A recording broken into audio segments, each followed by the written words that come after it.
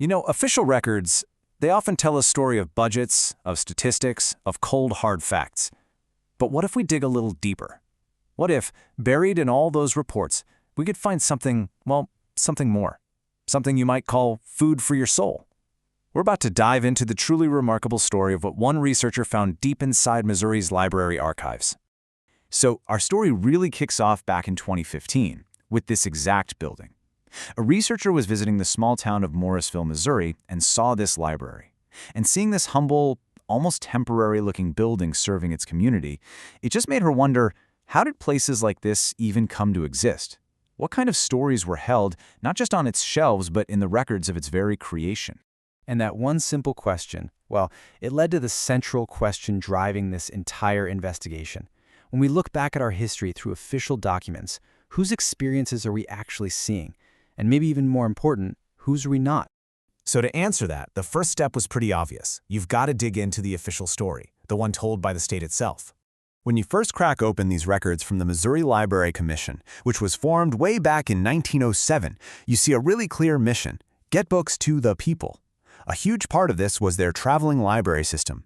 They were literally sending boxes of books out to rural communities all across the state, even back in 1908. So the official story you get in these early years is all about institutional progress.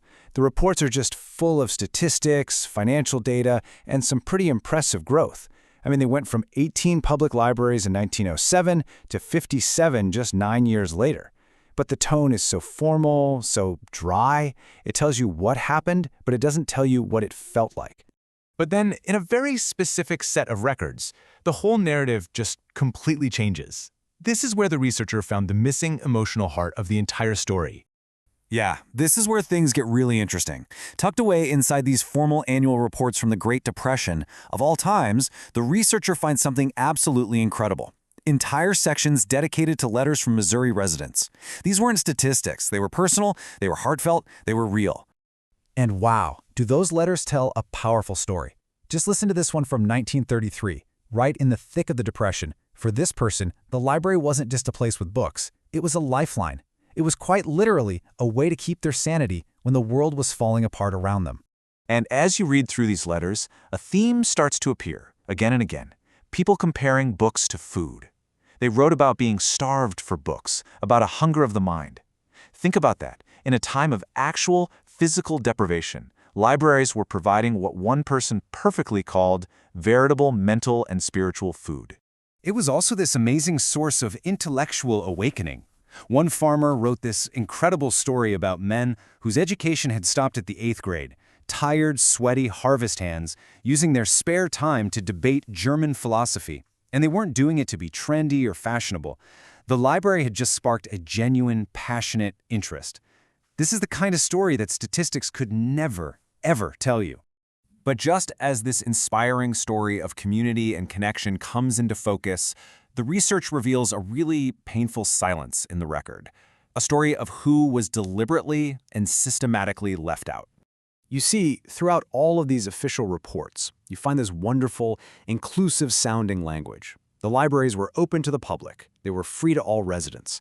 On paper, it sounds like this perfect democratic ideal.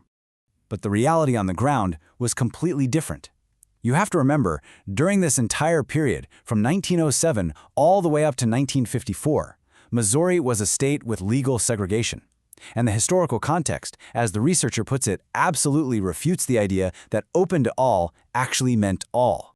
This quote from an oral history by a man named George Brooks just makes that reality painfully clear.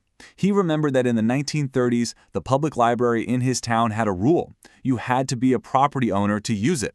And as he explains, that one rule effectively screened out most African Americans. The public library was not, in fact, for the entire public.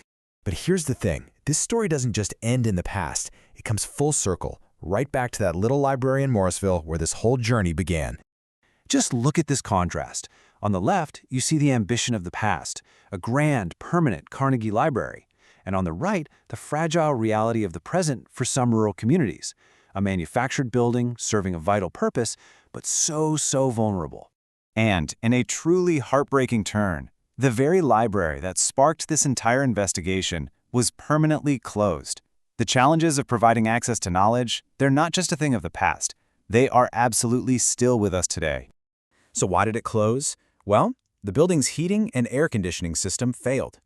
A replacement would have cost over $18,000, money that a small rural library just didn't have.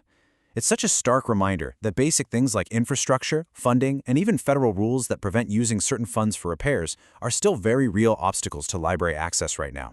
All of this, the hidden joy, the painful exclusion, the present-day struggles, it really leaves us with one profound question about how we remember our past and who gets to do the remembering.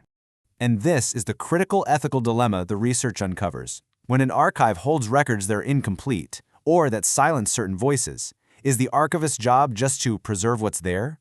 Or do they have a deeper, moral obligation to actually engage with the stories that were left out?